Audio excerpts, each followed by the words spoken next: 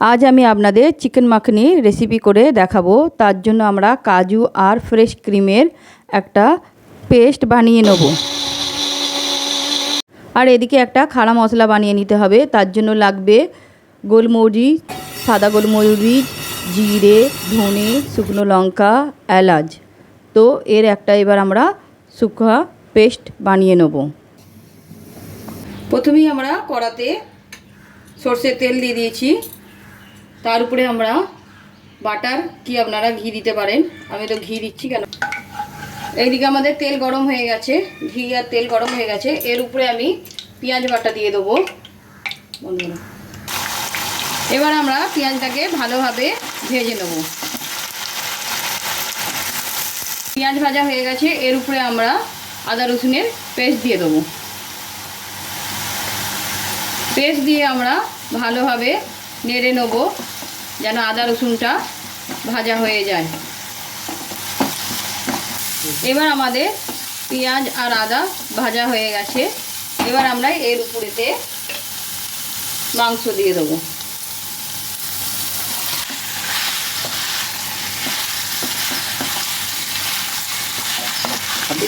এবার আমি চিকেনটা দিয়ে ভালোভাবে কষে নেব আদা রসুন আর পেঁয়াজের সঙ্গে। এবার আমরা এর উপরে ভেজে রাখা যে মশলাটা আমরা বানিয়েছিলাম ওইটা আমরা দিয়ে দেবো। এই মশলাটা দিয়ে দিলেই চিকেনের ফ্লেভার পুরো চলে আসবে।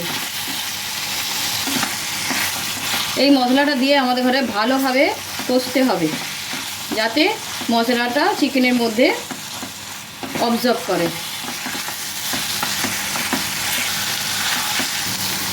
এবার দেখুন তেল ছুটে গেছে।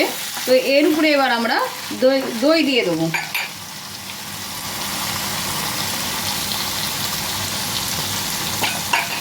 দই দিয়ে আমরা এটাকে ভালোভাবে আবার নেড়ে নেব।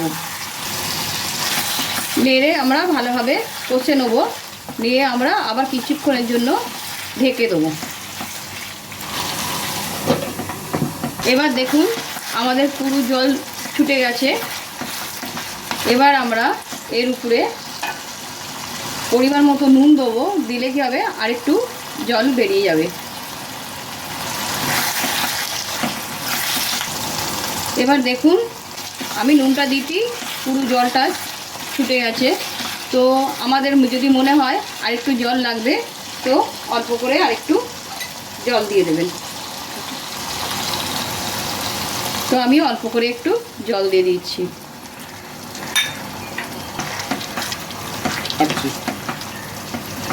এবার আমরা কিছুক্ষণের জন্য আবার ঢেকে দেবো।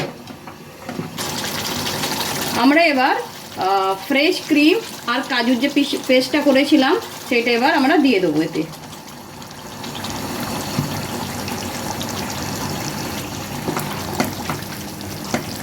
দিয়ে আমরা ভালোভাবে মিক্স করে নেব।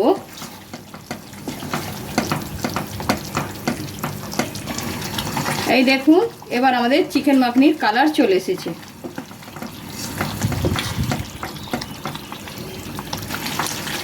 আমাদের চিকেন মাখনি এবার রেডি হয়ে গেছে। তো আমরা নামাবার আগে 4টে কাঁচা লঙ্কা, কস্তুরি মেথি আর গরম মশলা দিয়ে আমরা 5 মিনিট রেখে নামিয়ে নেব।